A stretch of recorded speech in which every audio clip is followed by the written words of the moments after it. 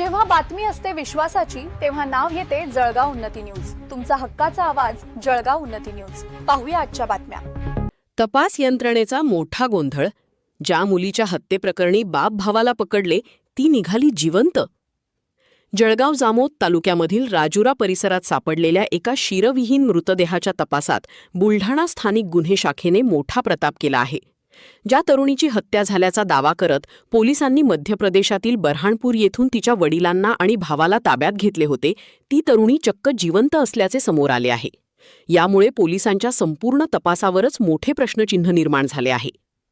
काही दिवसांपूर्वी जळगाव जामोद तालुक्यामधील राजुरा परिसरात एका अज्ञात तरुणीचा शीर नसलेला मृतदेह आढळल्याने संपूर्ण जिल्ह्यात खळबळ उडाली होती।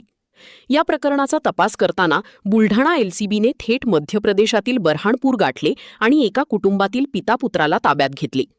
त्यांनीच आपल्या मुलीची हत्या करून मृतदेह फेकल्याचा गंभीर संशय पोलिसांनी व्यक्त केला होता।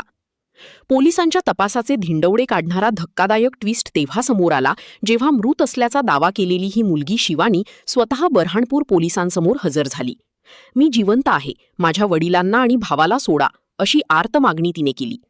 सूत्रांच्या माहितीनुसार सध्या या तरुणीला बऱ्हाणपूर येथील सखी वन स्टॉप सेंटरमध्ये ठेवण्यात आले आहे। या प्रकारानंतर बुलढाणा एलसीबीच्या तपास पद्धतीवर नागरिकांमधून तीव्र संताप आणि प्रश्न उपस्थित केले जात आहेत। डीएनए अहवाल येण्यापूर्वीच पोलिसांनी निष्पाप लोकांना ताब्यात घेण्याची घाई का केली? केवळ संशयाच्या आधारावर तपासाची दिशा कशी काय ठरवण्यात आली? जर अटक केलेल्यांची मुलगी जिवंत आहे तर जळगाव जामोदमध्ये सापडलेला तो शिरविहीन मृतदेह नेमका कोणाचा होता?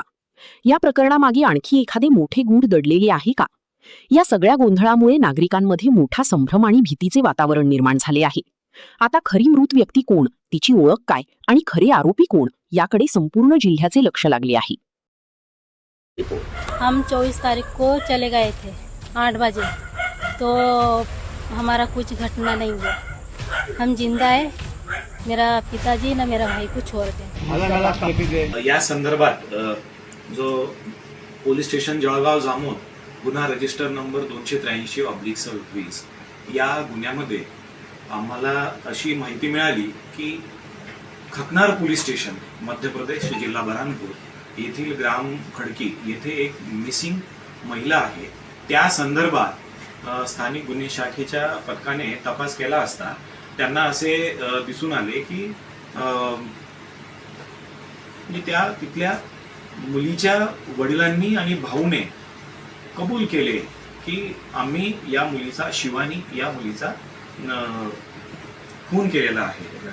आता जेव्हा अशी माहिती मिळते एखाद्या गंभीर गुन्ह्यामध्ये, तर आता हा एक हिनियस क्राईम आहे, गंभीर आणि हिनियस क्राईम आहे। अशा गुन्ह्यामध्ये जेव्हा आम्हाला माहिती मिळते त्यावेळेस आरोपींना अटक करणे आणि कायदेशीर प्रक्रियेनुसार पुढे काम करणे क्रमप्राप्त असते। त्या दृष्टीने सदर गुन्ह्यामध्ये ती अनोळखी महिला असल्या कारणाने त्यांचे ब्लड सॅम्पल घेणे, डीएनए प्रोफाइलिंगला पाठवणे, त्याची ओळख पटवणे हे पोलिसांसमोर आव्हान होते।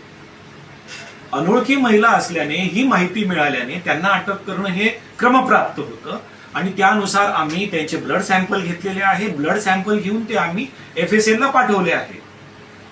जेव्हा FSL चे रिपोर्ट्स मिळण्यासाठी आम्ही पुन्हा एक स्मरणपत्र दिलेलं आहे आणि त्यानुसार आम्हाला त्यामध्ये पुढे काय आहे हे आम्हाला कळणारच आहे। परंतु कालच आम्हाला खकनार पोलीस स्टेशनचे पोलीस निरीक्षक अभिषेक जाधव यांच्याकडून माहिती मिळाली की ती सदर मृत महिला शिवानी बापूराम कलमेकर ही जिवंत आहे।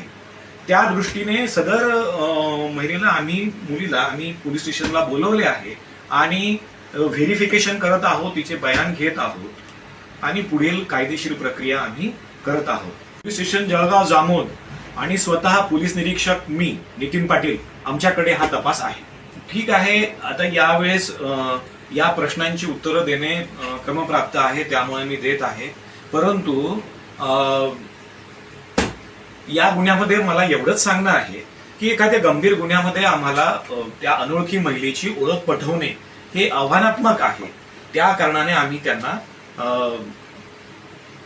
ताब्यात घेऊन पुढील कायदेशीर प्रक्रिया केलेली आहे आणि आताही आम्ही ती महिला आलेली आहे तर तिचे स्टेटमेंट घेत आहोत, तिचे ब्लड सॅम्पलही घेत आहोत, तिचा आधार व्हेरिफिकेशन करून पुढील तपास